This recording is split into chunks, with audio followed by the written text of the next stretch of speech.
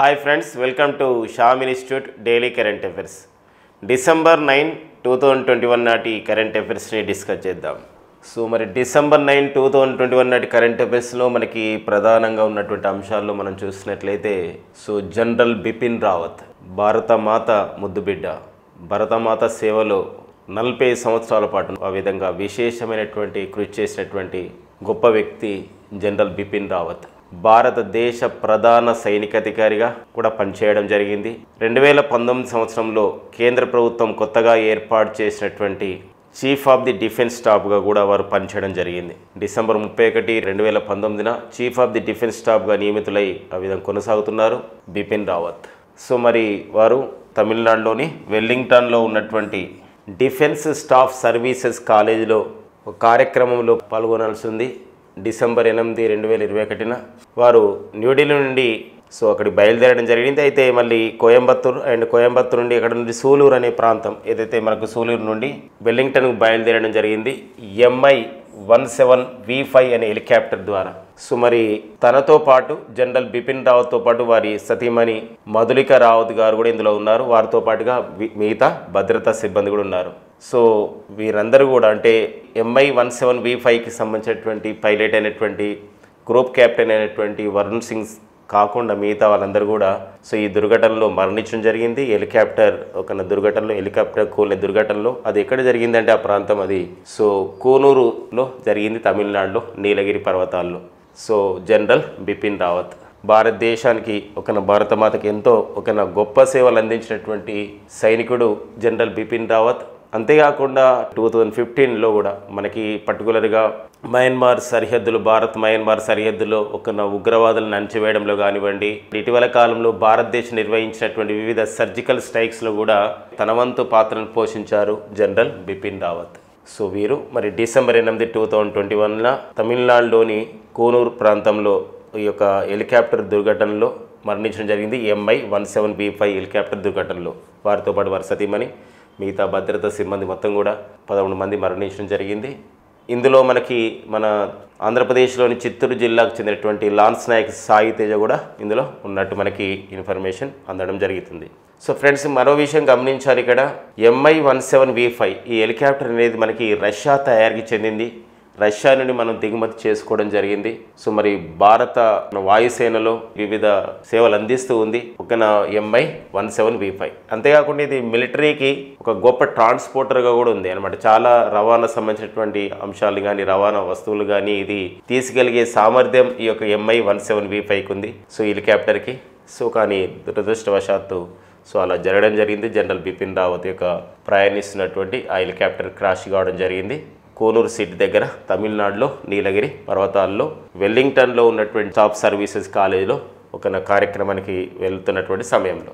మరి chief of the defence staff అని చెప్పేసి అంటున్నాం, CDS chief of the defence staff. మరి chief of the defence staff అనేది మన కొత్తగా ఏర్పాటు చేయబడింది. 2019 డిసెంబర్ 31 ఏర్పాటు చేయబడింది. మనకి ఇక్కడ కొనసాగుతుంది present chief of the defence staff. దీని యొక్క నేపథ్యం ఏంటంటే 1999లో మనకి కార్గిల్ యుద్ధం అనేది జరిగింది. కార్గిల్ ప్రాంతాన్ని పాకిస్తాన్ ఆక్యుపై చేసినప్పుడు మళ్ళీ మనం నా ప్రాంతాన్ని తిరిగి స్వాధీనం చేసుకోవడం జరిగింది 1999లో. 1999 జూలై 26ని మనమైతే అది కార్గిల్ని మనం తిరిగి స్వాధీనం పరుచుకున్న రోజు. అందుకే జూలై 26ని మనం కార్గిల్ విజయ్ దివస్గా కూడా జరుపుకుంటున్నాం. అయితే కానీ ఈ యొక్క కార్గిల్ విషయంలో కార్గిల్ ప్రాంతాన్ని తిరిగి స్వాధీనం చేసుకునే విషయంలో పాకిస్తాన్ నుండి భారత్ స్వాధీనం చేసుకునే విషయంలో మనం 1000 మందికి పైగా సైనికుల్ని ఆ విధంగా వీర మరణం పొందడం జరిగింది, త్యాగం చేయడం జరిగింది. ఆ నేపథ్యంలోనే మరి కార్గిల్ యుద్ధ నేపథ్యం ఏంటి, కార్గిల్ యుద్ధంలో ఉన్నటువంటి మనం విజయం సాధించాం కానీ అందులో ఉన్నటువంటి ఏదైనా లోటుపాట్లు ఉన్నాయా అని చెప్పేసి అధ్యయనం చేయడానికి కేంద్ర ప్రభుత్వం ఒక కమిటీ నియమించింది. అది సుబ్రహ్మణ్యం కమిటీ. మరి సుబ్రహ్మణ్యం కమిటీ స్టడీ చేసి ఒక నివేదికను విడుదల చేయడం జరిగింది.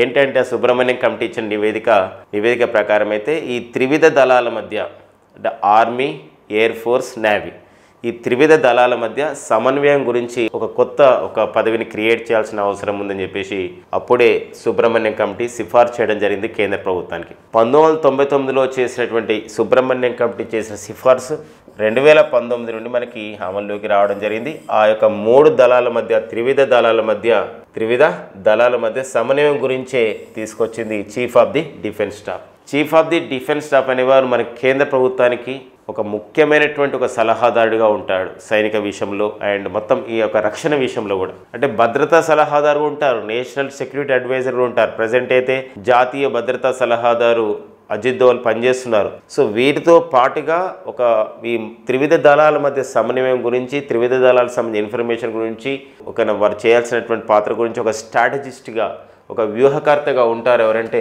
Chief of the defence staff. వారే ఇప్పుడు ఈ పోస్ట్ క్రియేట్ చేయడం జరిగింది. తొలి చీఫ్ ఆఫ్ ది డిఫెన్స్ స్టాఫ్గా పనిచేసిన వారు ఎవరంటే జనరల్ బిపిన్ రావత్ పనిచేయడం జరుగుతుంది. సో వారు మరణించారు. అయితే మరో అంశం ఉంది. సో వారు ధరించే అంటే చీఫ్ ఆఫ్ ది డిఫెన్స్ స్టాఫ్ని డిజైన్ చేసే విషయంలో అయితే సో త్రివిధ దళాధిపతిగా ఉన్నటువంటి ఒక చీఫ్ ఆఫ్ ది డిఫెన్స్ స్టాఫ్గా నియమితులైన తొలి ఒక జనరల్ బిపిన్ రావత్ వారి యొక్క డ్రెస్ పైన మనం చూసినట్లయితే ఒక డిసిగ్నేషన్ పైన ఒక 3 దళాలకు సంబంధించినటువంటి ఆర్మీ, నేవీ, ఎయిర్ ఫోర్స్ సంబంధించినటువంటి ఒక సింబల్స్ కూడా వారిపైన ఉంటుందన్నమాట. అదొక గొప్ప విషయం ఇందులో. ఓకేనండి. సో ఇది మనకి చీఫ్ ఆఫ్ ది డిఫెన్స్ స్టాఫ్ని ఏర్పాటు చేయడంలో ఎవరు సూచించడం జరిగింది, దాని నేపథ్యం ఇక్కడ చూసుకోవాల్సినటువంటి అవసరం ఉంది. అంతేకాకుండా ఈ ఘటన జరిగిన వెంటనే భారత ఒక వాయుసేన అంటే ఇండియన్ ఎయిర్ ఫోర్స్ వాళ్ళు వెంటనే ఒక కమిటీని కూడా, అక్కడ ఉన్నటువంటి ఎంక్వైరీ కమిటీని కూడా చేయడం జరిగింది అనమాట. ఎంక్వైరీ కమిటీ కొనసాగుతుంది. సో ఇది మనకు బిపిన్ రావత్ సో మరణం పైన ఉన్నటువంటి సమాచారం. ఓకేనా. సో ప్యానిక్స్ 21 అండి. ఇది ప్యానిక్స్ 21 అనేది ఏంటంటే 21 అనేది 2021 అనే సంవత్సరం గుర్తుపెట్టుకోండి, 2021. ప్యానిక్స్ అనేది ఏంటంటే ఇది ఒక విన్యాసాలు. ఎలాంటి విన్యాసం అంటే it is a humanitarian assistance and disaster relief exercise. అంటే ఒక మానవత్వ సహాయాన్ని అండ్ విపత్తు వచ్చినప్పుడు మనము ఇచ్చే ఒక రిలీఫ్ ఎక్సర్సైజ్గా దీన్ని ప్యానిక్స్ పిలుస్తాం. ప్రజెంట్ అయితే మనకి డిజాస్టర్స్ అంటున్నాం, విపత్తులు అని చెప్పేసి అంటున్నాం. సో విపత్తులు అనేది మనకి ఇక్కడ సునామీలు కానివ్వండి, ఫ్లడ్స్ కానివ్వండి, ఎర్త్క్వేక్స్ కానివ్వండి, వీటినన్నీ కూడా మనం ప్రకృతి వైపరీత్యాలు, న్యాచురల్ కెలామిటీస్ అవన్నీ కూడా విపత్తులుగా పిలుస్తాం. అది దీనికన్నా పెద్ద విపత్తులు మనం ఎదుర్కొంటున్నట్టు మనకు చెప్తున్నారు. ఏంటంటే పాండమిక్, ఇది ఒక కరోనా మహమ్మారి. మరి ఇలాంటి కరోనా మహమ్మారి విషయంలో సో ఎలా వ్యవహరించాలి అనే విషయం పైన పర్టికులర్గా ఫోకస్ చేస్తూ బిమ్స్టెక్ వాళ్ళు ఈ సంవత్సరంలో ఈ నెలలో డిసెంబర్ 20 నుండి డిసెంబర్ 22 వరకు సో మహారాష్ట్రలోని పూణే వద్ద ప్యానిక్స్ 2021 పేరుతో ఒక సంబంధించినటువంటి విన్యాసాలు నిర్వహిస్తున్నాయి బిమ్స్టెక్ దేశాల వాళ్ళు. సో ఫ్రెండ్స్ ఏంటి మరి బిమ్స్టెక్ దేశాల యొక్క ఇక్కడ బిమ్స్టెక్ దేశాలు ఏమన్నప్పుడు అందులో మనకి 7 దేశాలు ఉంటాయండి. బంగాళాఖాత తీర ప్రాంత దేశాల బహుళ ప్రయోజన ఆర్థిక సాంకేతిక సహకార సంస్థనే బిమ్స్టెక్ అని చెప్పేసి అంటాం. 1997లో ఏర్పాటు చేయబడేటువంటి ఒక అంతర్జాతీయ కూటమి బిమ్స్టెక్. బంగ్లాదేశ్ రాజధాని ఢాకా కేంద్రంగా ఉన్నటువంటి ఒక సంస్థ బిమ్స్టెక్. సో మరి ఒక ఆర్థిక సహకారం, సాంకేతిక సహకారం ద్వారా ఈ బంగాళాఖాత తీర ప్రాంత దేశాల్లో బహుళ ప్రయోజనం గురించి మనం అందరం ఒక సహకార పద్ధతిలో సో వృద్ధి చెందాలని ఒక ఉద్దేశంతోనే బిమ్స్టెక్ని ఏర్పాటు చేయడం అనేది జరిగింది. బిమ్స్టెక్ అంటే ఏంటంటే ఇక్కడ దాని అబ్రివేషన్ చూసినట్లయితే bay of Bengal initiative for multi sectoral technical cooperation అని చెప్పేసి అంటాం. Technical cooperation. సో ఇది మనకి బిమ్స్టెక్ పూర్తి రూపం అనమాట. మరి బిమ్స్టెక్లో 7 దేశాలు మనకి ప్రజెంట్ అయితే 7 సభ్య దేశాలు ఉన్నాయి.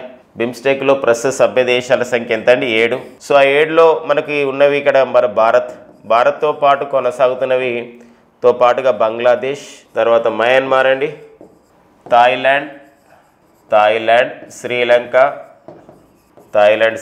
అండి, అండ్ దెన్ ఒక నేపాల్ అండ్ భూటాన్ అండి. భూటాన్ ఇలా మొత్తం ఇక్కడ బిమ్స్టెక్లో ఉన్న దేశాలు ఏంటంటే 7. సో ఈ 7 దేశాల వాళ్ళు డిసెంబర్ 20 నుండి డిసెంబర్ 22 అంటే వరకు 3 డేస్ కూడా మహారాష్ట్రలోని పూణే వద్ద ప్యానిక్స్ 21 పేరుతో ఒక సంబంధించినటువంటి మానవత్వ సహాయం మరియు ఇక విపత్తు నిర్వహణ లాంటి అంశాలపైన ఒక విన్యాసాలని నిర్వహించబోతున్నారు. పర్టికులర్గా కరోనా మహమ్మారిని ఎదుర్కోవడం ఎలా, కరోనా మహమ్మారి ఉధృతమైనప్పుడు ఎలాంటి చర్యలు చేపట్టాలి, ఇలాంటి అంశాలపైన ఇక్కడ ఒక డ్రిల్స్ని, ఒక సంబంధ ఎక్సర్సైజ్ని నిర్వహించబోతున్నారు అనమాట. సో మనకి ఇలాంటి అంతర్జాతీయ సంస్థలు నిర్వహిస్తున్నటువంటి విన్యాసాలపైన డిఫెన్స్ ఎక్సర్సైజ్ కానివ్వండి, ఇలాంటి డిజాస్టర్ రిలీఫ్ ఎక్సర్సైజ్ కానివ్వండి మనకి ఎగ్జామినేషన్లో రావడానికి ఉంది. ఇటీవల మనకి జరిగినటువంటి కొన్ని కాంపిటేటివ్ ఎగ్జామ్లో పర్టికులర్గా మనం చెప్పాలంటే ప్రొఫెసర్ జయశంకర్ అగ్రికల్చర్ యూనివర్సిటీ ఇటీవల నిర్వహించేటువంటి ఒక ఎగ్జామ్లో ఇలా రావడం జరిగింది. స్టడీ ఫాస్ట్ ఒక ఎక్సర్సైజ్ని సో ఎవరు నిర్వహించారు, ఎక్కడ నిర్వహించారు అనే సందర్భం ఉంది. స్టడీ ఫాస్ట్ ఒక అంటారు. పూర్తి పేరు చూసినట్లయితే ఎక్సర్సైజ్ పేరు ఏంటంటే స్టడీ ఫాస్ట్ డిఫెండర్. యాక్చువల్లీ మొత్తం పూర్తి పేరు ఏంటి స్టడీ ఫాస్ట్ డిఫెండర్. యాక్చువల్లీ ఈ స్టడీ ఫాస్ట్ డిఫెండర్ అనేది ఇటీవల ఎవరు నిర్వహించారని అడగడం జరిగింది. ఇది నాటో నిర్వహించింది. నాటో అనగా నార్త్ అట్లాంటిక్ ట్రీటీ ఆర్గనైజేషన్ వాళ్ళు నిర్వహించడం జరిగింది. సో అలాంటి నేపథ్యం మనకు ఉంటుంది. ఒక్కోసారి దేశాల మధ్య జరిగినటువంటి విన్యాసాలతో పాటుగా వివిధ అంతర్జాతీయ సంస్థలు ఇంటర్నేషనల్ ఆర్గనైజేషన్స్ నిర్వహించినటువంటి ఎక్సర్సైజెస్ పైన కూడా ఎగ్జామ్లో అడుగుతున్నాడు. సో మరి బిమ్స్టెక్ యొక్క నేపథ్యం ఏంటంటే ఇక్కడ ఎప్పుడైతే భారతదేశం బిమ్స్టెక్ ఎప్పుడు ఇంపార్టెన్స్ ఇవ్వడం మొదలుపెట్టిందంటే 2014 తర్వాత చాలా ఇంపార్టెన్స్ ఇచ్చింది. బికాజ్ ఏంటంటే so SAARC south Asian association for the regional cooperation అని చెప్పేసి అంటున్నాం. దక్షిణాసియా దేశాల ప్రాంతీయ సహకార మండలి. మరి దక్షిణాసియా దేశాల ప్రాంతీయ సహకార మండలి పాకిస్తాన్ యొక్క వైఖరి ద్వారా సో మనకి సార్క్ అనేది ముందుకెళ్ళలేని పరిస్థితి ఉంది. సార్క్ యొక్క సమావేశాలు జరగడం లేదు. సో ఆ నేపథ్యంలో వ్యూహాత్మకంగా భారత్ పాకిస్తాన్ లేని కూటమి ఏదైతే ఉందో బిమ్స్టెక్కి ఇంపార్టెన్స్ అనేది ఇవ్వడం జరిగింది. ఇందులో బిమ్స్టెక్లో పాకిస్తాన్ అనేది సభ్యదేశంగా లేదు. కానీ మరొక వ్యూహాత్మక ఇక్కడ గమనించాలి. అదే షాంఘై కోఆపరేషన్ ఆర్గనైజేషన్లు కానివ్వండి, సో మరి ఎస్సీఓలో మరి పాకిస్తాన్ సభ్యదేశంగా కూడా ఉందన్నమాట. అది నేపథ్యం. దానికి గల ప్రధానమైన కారణం ఏంటంటే చైనా ఏదైతే బెల్ట్ అండ్ రోడ్ ఇనిషియేటివ్ కార్యక్రమాన్ని ఏర్పాటు చేస్తుందో, వన్ బెల్ట్ వన్ రోడ్ అంటున్నామో, సిల్క్ రోడ్ ఏదైతే అంటున్నామో దాన్ని వ్యతిరేకించే ఉద్దేశం అండ్ ఇంకొకటి ఈ సంబంధించిన ఆర్థిక సహకారం అనే ప్రధానమైన ఉద్దేశంతో భారత్ షాంఘై కోఆపరేషన్ ఆర్గనైజేషన్లో చేయడం జరిగింది. ఈ షాంఘై కోఆపరేషన్ ఆర్గనైజేషన్ అయితే ప్రజెంట్ మనకి 9 దేశాలు ఉన్నాయి. ఈ మధ్యలో ఇరాన్ దేశం కూడా రావడం జరిగింది. అదే బిమ్స్టెక్లో అయితే 7 సభ్య దేశాలు. మరి అదే SAARC south Asian association for regional cooperation అయితే మనకి 8 సభ్య దేశాలు అనేది ఉన్నాయండి. ఇది మనకు ప్యానిక్ సంబంధించినటువంటి ఒక డిజాస్టర్ రిలీఫ్ ఎక్సర్సైజ్ గురించి ఉన్నటువంటి సమాచారం. ఇక నెక్స్ట్ అండి మనకి ప్రతి 2 మంత్స్కి ఒకసారి రిజర్వ్ బ్యాంక్ ఆఫ్ ఇండియా ద్రవ్య పరపతి విధానాన్ని ప్రకటిస్తుంది. Reserve bank of India bimonthly monetary policy అని చెప్పేసి అంటాం. మానిటరీ పాలసీ కమిటీ తీసుకున్న నిర్ణయాలని so reserve bank of India governor so మరి అతను ఎవరండి శక్తికాంత్ దాస్ ఈ యొక్క విషయాన్ని ప్రకటించడం జరిగింది. దీని ప్రకారం చూసినట్లయితే రెపో రేట్ అనేది 4%. గతంలో ఎంత ఉందో ప్రజెంట్ కూడా అంతే ఉందండి. Repo rate and reverse repo rate 3.35%. అంటే రెపో రేట్ వచ్చేసి 4%గా ఇవ్వడం జరిగింది. రివర్స్ రెపో రేట్ 3.35%గా అండ్ బ్యాంక్ రేట్ అనేది 4.25%గా అండ్ మార్జినల్ స్టాండింగ్ ఫెసిలిటీ 4.25%గా అండ్ ఇక్కడ bank rate and marginal standing facility అనేది 4.25%గా ఉన్నది. అండ్ మరి ఈ జీడిపిని ఎంత అంచనా వేశారు, ప్రొజెక్షన్ చేయడం జరిగిందంటే మన భారత జీడిపిని గ్రాస్ డొమెస్టిక్ ప్రొడక్ట్ అని చెప్పేసి అంటాం 9.5%గా చేయడం జరిగిందనమాట. సో ఈ సంబంధించిన డేటాను మనకి అడిగే అవకాశం ఉంటుంది. అంటే చేంజెస్ అయితే ఎక్కువ లేవు. సో కానీ మనకి ప్రతి 2 నెలలకోసారి వస్తుంది కాబట్టి ఈ డేటాను మనం చూసుకోవాల్సిన అవసరం ఉంటుంది. So reserve bank of India విషయంలో అంతేకాకుండా కేంద్ర ఆర్థిక మంత్రిత్వ శాఖ ఈ సందర్భంగా చిన్న ప్రకటన చేయడం జరిగింది పార్లమెంట్లో. మన భారతదేశంలో ఎన్ని ఏటీఎంలు ఉన్నాయి ఒక సంబంధించినటువంటి ప్రశ్నకి కేంద్ర ఆర్థిక మంత్రిత్వ శాఖ ఇచ్చినటువంటి జవాబు ఏంటంటే దేశంలో ప్రజెంట్ అయితే అంటే సెప్టెంబర్ 2021 నాటికి దేశంలో ఉన్నటువంటి మొత్తం ఏటీఎంల సంఖ్య అనేది 2.13 lakhs అంటే సుమారు 2,13,000 ఏటీఎమ్స్ ఉన్నాయి.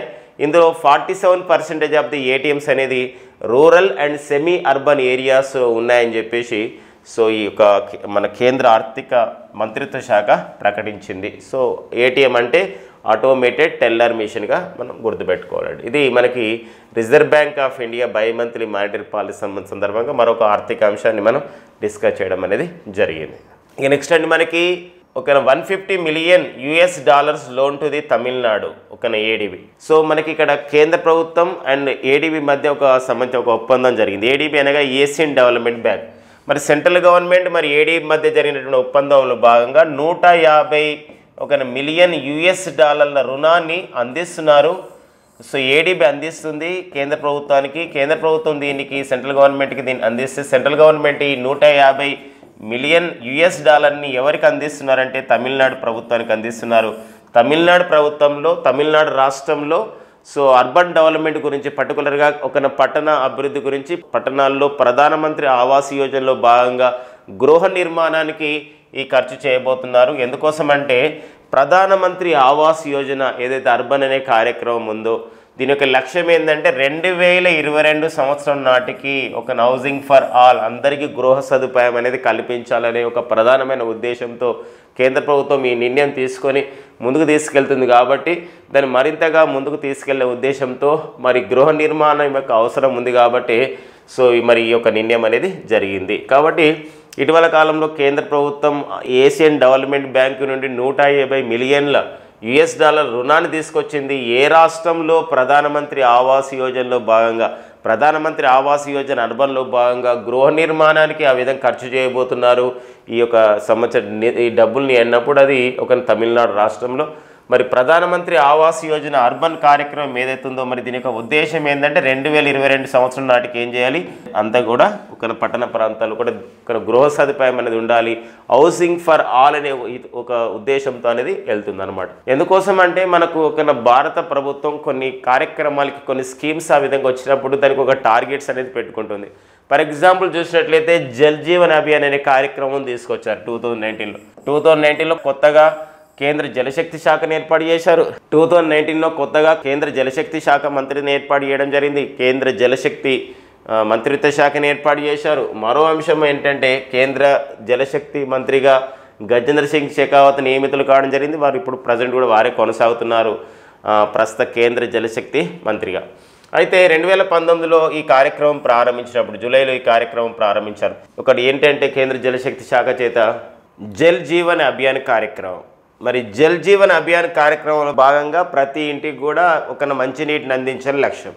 మరి ఏ సంవత్సరం నాటికి దేశంలో జల్ జీవన్ అభియాన్ ద్వారా ప్రతి ఇంటికి తాగునీటి సౌకర్యం కల్పించాలని ఈ ఒక సంబంధించినటువంటి ప్రొజెక్షన్ చేశారు, ఒక సంబంధించిన టార్గెట్ పెట్టుకున్నారంటే 2024.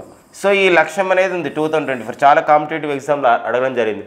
జల్ జీవన్ కార్యక్రమంలో భాగంగా కేంద్ర జలశక్తి మంత్రిత్వ శాఖ ప్రారంభించినటువంటి జల్ జీవన్ అభియాన్ కార్యక్రమంలో భాగంగా దేశంలో ఏ సంవత్సరం నాటికి ప్రతి ఇంటికి తాగునీటిని అందిస్తున్నారు కుళాయిల ద్వారా, ట్యాప్ల ద్వారా అండి ఒక లక్ష్యం 2024. సో ఇది వివిధ రాష్ట్రాల్లో వివిధ పేర్లతో పిలుస్తున్నారు. హర్ ఘర్ జల్ యోజన అని చెప్పేసి అంటాం.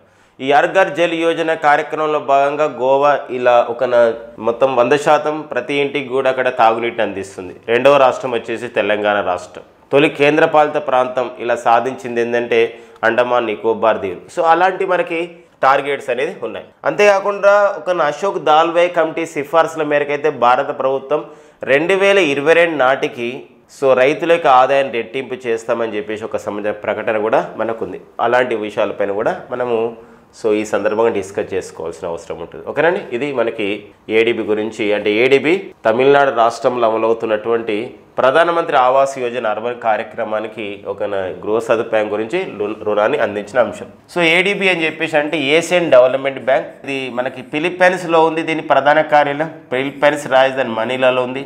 ఏడీబీకి అయితే ప్రజెంట్ అధ్యక్షుడిగా పనిచేస్తున్న వారు మసత్సుగు అసకావ్ అండి. ఎవరండి? మసత్సుగు అసకావ్ అనేవారు ఏడీబీకి ప్రజెంట్ అధ్యక్షుడిగా పనిచేస్తున్నారు. వీరు జపాన్ దేశానికి చెందినవారు.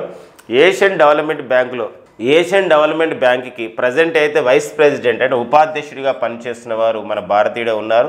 వారు ఎవరంటే అశోక్ లవాసా అండి. ఎవరండి? అశోక్ లవాసా. ఓకేనండి, నెక్స్ట్ పాయింట్ చూద్దాం. ఇక నెక్స్ట్ అండి 4.5 day work week UAE. So United Arab Emirates, Arab దేశాల్లో ఒక దేశమే యునైటెడ్ అరబ్ ఎమిరేట్స్ అండి, యుఏఈ ఒక నిర్ణయం తీసుకోవడం జరిగింది. ఈ నిర్ణయం అనేది జనవరి 1, 2022 నుండి అమల్లో కాబోతుంది. అమెరికా, యునైటెడ్ కింగ్డమ్, యూరోప్ లాంటి దేశాల్లో కూడా ఆ నిర్ణయం ఉంది. అయితే అక్కడ మనకి ఏంటి నిర్ణయం అనేది చూద్దాం. ఉద్యోగులు ఎంప్లాయీస్ ఎవరైతే ఉన్నారో మనకి 7 days మొత్తం 7 రోజులు ఒక వీక్లో ఉంటే ఇందులో మనకి 6 రోజులు ఆ విధంగా 5 days అనేది వివిధ దేశాలు వివిధ రకాలుగా ఉన్నాయి. సో మనకి ఈ నేపథ్యంలో ఏంటంటే ఈ యునైటెడ్ అరబ్ ఎమిరేట్స్ ఏం నిర్ణయం తీసుకుందంటే ఒక వారంలో 4 రోజులు మరియు ఇంకొకటి ఏంటంటే మరో హాఫ్ డే అంతే, అంటే మరొకటి సగం రోజు మాత్రమే. ఇలా పని దినాలను కల్పిస్తూ ఒక సంబంధించినటువంటి నిర్ణయం తీసుకుంది. ఏ దేశం అంటే యుఏఈ. చాలా దేశాల్లో మనకి ఏంటంటే 5 days అనేది 5 days అనేది ఇక్కడ యుఎస్ఏ కానివ్వండి, యునైటెడ్ కింగ్డమ్ కానివ్వండి, యూరోప్లో చాలా దేశాలు కానివ్వండి ఏంటంటే 5 days అనేది వర్కింగ్ డే ఉంటుంది. సాటర్డే సండే మనకి ఇక్కడ వీకెండ్గా మనకు ఉంటాయి. సండే ఒక సాటర్డే సండే. అయితే అది కాకుండా ఇంకా ముందుకు ఇక్కడ ఇక్కడ ఏంటంటే ఒక ఒత్తిడి తగ్గించాలి ఉద్యోగులపైన ఒక ప్రధానమైన ఉద్దేశంతో 4 days అండ్ హాఫ్ డే ఒక ఇన్ ఏ వీక్ వర్కింగ్ డేస్ని కల్పిస్తూ సో మరి నిర్ణయం తీసుకున్నటువంటి అరబ్ దేశంగా యుఏఏ ఉంది. UAE United Arab Emirates January 1, 2020 నుండి ఈ నిర్ణయం అనేది అమలు కాబోతుంది. కానీ మనకి ఇలాంటి ఏమన్నా కొత్త రకమైన డిసిషన్స్ని వివిధ దేశాలు తీసుకుంటున్నప్పుడు వాటిపైన అడుగుతున్న సందర్భం అనేది ఖచ్చితంగా ఉంటుందండి. సో ఇది యునైటెడ్ అరబ్ ఎమిరేట్స్ గురించి ఉన్నటువంటి ఒక విషయం. మరో విషయం గమనించాలి యునైటెడ్ అరబ్ ఎమిరేట్స్ గురించి ఏంటంటే సో అంగారక గ్రహం మీదకి ఓపు ప్రో మిషన్ కూడా పంపించింది అనమాట, కక్షలోకి పంపించింది. ఏ దేశం అంటే అది కూడా UAE United Arab Emirates. So అంగారక గ్రహం మీదకి హోప్ ప్రో మిషన్ పంపించినటువంటి తొలి అరబ్ దేశం కూడా యునైటెడ్ అరబ్ ఎమిరేట్స్ అనేది గుర్తించబడింది. మన గతంలో కూడా ఇలాంటి నిర్ణయాలు జరిగినప్పుడు మనకు అడుగుతున్న సందర్భం ఉంది. 2015లో అయితే ఒక సౌదీ అరేబియా లాంటి అరబ్ దేశం ఒక నిర్ణయం తీసుకుంది మహిళలకు ఓటు హక్కు కల్పించినటువంటి. కాబట్టి అడగడం జరిగింది కాంపిటేటివ్ ఎగ్జామ్లో, మహిళలకి ఓటు హక్కు కల్పించినటువంటి ఇటీవల ఏ అరబ్ దేశం మహిళలకి ఓటు హక్కు కల్పించింది రీసెంట్గా అన్నప్పుడు that is the Saudi Arabia 2015లో. అదే ప్రపంచంలో మరి మహిళలకు ఓటు హక్కు కల్పించినటువంటి తొలి దేశం ద ఫస్ట్ కంట్రీ ఏదంటే that is the New Zealand country అండి. ఓకేనా, అట్లా పాయింట్స్ కూడా చూసుకోవాలి. ఇక నెక్స్ట్ అండి మనకి సిప్రీ ఇచ్చినటువంటి ఒక నివేదిక. ఈ యొక్క సేల్స్ అంటే ఏది ఆర్మ్స్ సేల్స్ గ్లోబల్ అంటే ఆర్మ్స్ సేల్స్ అంటే ఇక్కడ ఏంటంటే ఒక వివిధ ఆయుధాలు సో ఆర్మర్డ్ అంటారు. ఆర్మ్స్ సేల్స్ గ్లోబల్ అంటే ప్రపంచవ్యాప్తంగా వివిధ ఆయుధాలు అమ్మకాలు చేసే విషయంలో సిప్రీ రిపోర్ట్ అనేది ఇవ్వడం జరిగింది. SIPRI report on the arms sales global. మరి సిప్రీ ఏంటి అంటే సిప్రీ అనేది ఏంటంటే ఇది ఒక సంస్థ, స్వీడన్ కేంద్రంగా పనిచేస్తుంది సిప్రీ అంటే ఏంటంటే స్టాక్ హోమ్, ఓకేనండి, Stockholm international peace research institute అని చెప్పేసి అంటాం. పీస్ రీసెర్చ్ ఇన్స్టిట్యూట్ అంటామండి. ఈ సంస్థ మరి ఒక స్వీడన్ కేంద్రంగా పనిచేస్తుంది. ఇది ఒక నిర్ణయం చేసి ఒక సంబంధించిన రిపోర్ట్ ఇచ్చింది. ప్రపంచంలో మరి వరల్డ్స్ టాప్ 100 ఒక companies for the combined arms sales in 2020 2020 సంవత్సరంలో ఈ యొక్క ఆయుధాల సంబంధించిన అమ్మకాల విషయంలో టాప్ 100లో ఉన్నటువంటి కంపెనీస్ ఏవి ప్రపంచవ్యాప్తంగా అన్నప్పుడు సో మొదటి 3 స్థానాల్లో అమెరికా దేశానికి చెందిన కంపెనీలు ఉన్నాయి. అయితే మన భారతదేశానికి చెందినటువంటి 3 కంపెనీలు 3 సంస్థలు అయితే సో ఏమైందంటే 100 టాప్ 100లో 3 మన భారతదేశానికి చోటు సంపాదించడం జరిగింది ఈ యొక్క అమ్మకాల విషయంలో. అంటే హిందుస్థాన్ ఏరోనాటిక్స్ లిమిటెడ్. మరి హిందుస్థాన్ ఏరోనాటిక్స్ లిమిటెడ్ అనేది ఒకనా పర్టికులర్గా ఎన్నో ఆయుధాలు అందిస్తుంది. పర్టికులర్గా చూసినట్లయితే వాయుసేనకు సంబంధించింది. ఇప్పుడు తేజస్ అనే ఒక తేలికపాటి యుద్ధ విమానాన్ని అభివృద్ధి చేసుకుంటే చేయాలి. ఇండియన్ ఆర్డినెన్స్ ఫ్యాక్టరీస్, ఒకప్పుడైతే మనం దీన్ని ఒక ఆర్డినెన్స్ ఫ్యాక్టరీ బోర్డుగా పిలిచేవాళ్ళం. ఈ మధ్య కాలంలోనే ఆర్డినెన్స్ ఫ్యాక్టరీ బోర్డుకు సంబంధించినటువంటి 40 ఫ్యాక్టరీని 7 డిఫెన్స్ పబ్లిక్ సెక్టార్ యూనిట్స్గా 7 డిఫెన్స్ పబ్లిక్ సెక్టార్ యూనిట్స్ కూడా విభజించడం జరిగింది. అక్టోబర్ 1, 2021 నుండి అమల్లోకి కూడా రావడం జరిగింది. భారత్ ఎలక్ట్రానిక్స్ లిమిటెడ్, ఇవి 3 అనేది టాప్ 100లో ఉన్నాయన్నమాట. అంటే ఏంటంటే ఆయుధాలని అమ్మకాల విషయంలో టాప్ 100లో నిలిచిన భారతీయ కంపెనీలు ఏవి according to the SIPRI report అన్నప్పుడు హిందుస్థాన్ ఏరోనాటిక్స్ లిమిటెడ్ 42వ స్థానం, ఇండియన్ ఆర్డినెన్స్ ఫ్యాక్టరీస్ వాళ్ళు ఒక 40వ స్థానం ఉంది మనది. And Bharat electronics limited BL వారు ఒక లిమిటెడ్ వాళ్ళు 66వ స్థానంలో నిలిచాము. చూద్దాం ఇంకా దీనిపైన డేటా. సిప్రీ రిపోర్ట్ ప్రకారం అయితే ప్రపంచంలో ఎక్కువగా ఆయుధాల అమ్మకాల విషయంలో టాప్లో ఉన్న దేశం ఏదంటే అమెరికా. మొత్తం అమ్మకాలలో 54% వాటా దీనికే ఉందండి. 54% వాటా ఉంది. చైనా 2వ స్థానం అయితే చైనా 13% ఉంది. యునైటెడ్ కింగ్డమ్ అయితే 7.1% ఉంది. అండ్ రష్యా అయితే 5% అండ్ ఫ్రాన్స్ 4.7%. అంటే సిప్రీ నివేదిక ప్రకారం అయితే ఆయుధాల అమ్మకాల విషయంలో గ్లోబల్గా ఆర్మ్స్ సేల్స్ విషయంలో చూసినట్లయితే సో మొదటి 5 స్థానాల్లో నిలిచేవైతే America, China, UK, Russia and France అండి. మరి భారతదేశం అయితే మొత్తం ఆయుధాల అమ్మకాల విషయంలో వివిధ దేశాలకు అమ్మకాలు ఇచ్చే విషయంలో తీసుకునే విషయం కాదు, వివిధ దేశాలకు అమ్మకాల విషయంలో సో ఇక్కడ ఇండియా భారత్ 1.25%గా ఉందండి. 1.25%. సో ఇది మనకి ఈ డాటా పరంగా మనకి ఏదైనా క్వశ్చన్స్ ఆన్సర్స్ని మనం ఫ్రేమ్ చేయడానికి ఉంటుందండి ఖచ్చితంగా. ఓకేనా. Top food supply to the Arab league countries. అంటే అరబ్ లీగ్ కంట్రీస్ అనేది ఒక కూటమి అండి. మొత్తం 22 దేశాలు ఉంటాయి ఇందులో. సో మనం ఆల్రెడీ ఇక్కడ మెన్షన్ కూడా చేయడం జరిగింది. League of the Arab states మనకి 22 దేశాలు ఉన్నాయి. అయితే ఈ అరబ్ దేశాలతో ఎక్కువ అగ్రి బిజినెస్ అంటే వ్యవసాయ సంబంధించినటువంటి వ్యాపారం, అంటే వ్యవసాయ ఉత్పత్తులను వారికి సరఫరా చేయడం. వ్యవసాయ ఉత్పత్తుల్ని, ఆహార పదార్థాలని గట్టి సరఫరా చేసే విషయంలో సో మనం ఇప్పుడు బ్రెజిల్ని అధిగమించి ముందంజలో కొనసాగుతున్నాము. India replaces the Brazil and we are the top food supplier to the Arab league కంట్రీస్గా రికగ్నైజ్ అయ్యాం. సో భారతదేశం అయితే ప్రస్తుతము ఈ యొక్క అరబ్ లీగ్ కంట్రీస్కి మొత్తం అగ్రి బిజినెస్ అనేది 8.25%గా ఉందన్నమాట. అంటే బ్రెజిల్ అయితే 8.15%గా అగ్రి బిజినెస్ చేస్తుంది. ఆహార పదార్థాలని, ఆహార ఉత్పత్తులను వారికి సరఫరా చేస్తుంది అన్నమాట. రికార్డ్ అనేది మనకి ఇక్కడ చూసుకోవాల్సి. ఇటీవల కాలంలో మళ్ళీ లీగ్ ఆఫ్ ది అరబ్ స్టేట్స్కి 22 దేశాల కూటమైనటువంటి అరబ్ స్టేట్స్కి, లీగ్ ఆఫ్ ది అరబ్ స్టేట్స్కి ఏ దేశాన్ని భారత్ అధిగమించి ఎక్కువగా ఆహార పదార్థాలు సరఫరా చేస్తున్నటువంటి దేశంగా భారత్ గుర్తించబడింది అంటే బ్రెజిల్ దేశాన్ని అధిగమించి సో ఈ సంబంధించినటువంటి అచీవ్మెంట్ అనేది చేయడం జరిగింది భారతదేశం. ఓకేనండి. సో నెక్స్ట్ కరెంట్ అఫైర్ చూద్దాం. అనిల్ మీనన్. సో మరి వీరు అమెరికన్ అండి, భారత సంతతికి చెందినటువంటి ఒక వైద్యుడు. అంటే అమెరికాలో అక్కడ ఉన్నటువంటి అమెరికా వాయుసేనలు, అక్కడ ఉన్నటువంటి అమెరికా ఎయిర్ ఫోర్స్లో పనిచేస్తున్నటువంటి వారు. గతంలో అయితే వారు స్పేస్ ఎక్స్లో కూడా పనిచేయడం జరిగింది. అమెరికా ప్రైవేట్ అంతరిక్ష పరిశోధన సంస్థ ఎలన్ మస్క్ ప్రారంభించిన సంస్థ స్పేస్ ఎక్స్లో కూడా పనిచేయడం జరిగింది. అయితే ఇటీవల కాలంలో నాసా వీరిని ఎంపిక చేసిందనమాట, అనిల్ మీనన్ని. ఏ విషయంలో అంటే భవిష్యత్తులో నాసా చేపట్టబోయే వ్యోమో నౌక సంబంధించిన విషయంలో కానివ్వండి, మానవ సహిత యాత్రల గురించి కానివ్వండి, వీరిని ఉపయోగించుకునే అంశం పైన అనిల్ మీనన్ని ఎంపిక చేయడం జరిగింది. అమెరికా దేశవ్యాప్తంగా, యునైటెడ్ స్టేట్స్ అమెరికా దేశవ్యాప్తంగా 12,000 అప్లికేషన్స్ రావడం జరిగింది మానవ సహిత యాత్ర గురించి. అయితే వీరు అందులో ఎంపిక కాబడ్డారనమాట. నాసాస్ ఫ్యూచర్ మిషన్స్, నాసా యొక్క భవిష్యత్తు యొక్క కార్యక్రమాలకి ఆస్ట్రోనాట్గా స్టార్ సెయిలర్గా వీరిని తీసుకోబోతున్నారు అనిల్ మీనన్ని.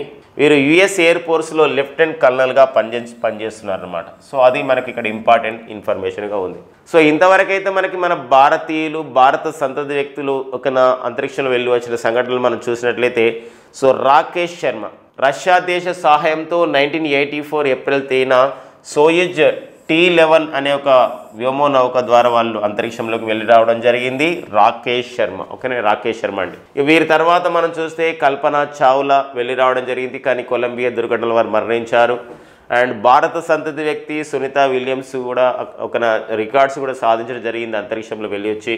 అండ్ ఈ మధ్య కాలంలో మనం చూసినట్లయితే శిరీష బండ్లా. సో వర్జిన్ గెలాక్టిక్ అనే సంబంధించినటువంటి సంస్థ ద్వారా, వర్జిన్ గెలాక్టిక్ అనే ప్రైవేట్ అంతరిక్ష సంస్థ ద్వారా వారు వెళ్ళి రావడం జరిగింది అంతరిక్షంలోకి, శిరీష బండ్లు అనమాట. సో మనకి ఈ మధ్యలో ఇలాంటి పాయింట్స్ మనకి ఎగ్జామ్లో అడుగుతున్నాడు. అంటే ఏంటంటే క్రొనాలజికల్ ఆర్డర్గా ఫస్ట్ వెళ్ళి వచ్చింది మాత్రం రాకేష్ శర్మ, తర్వాత వెళ్ళి వచ్చింది కల్పన చావ్లా, తర్వాత సునీత విలియమ్స్, తర్వాత ఎవరు శిరీష బండ్ల.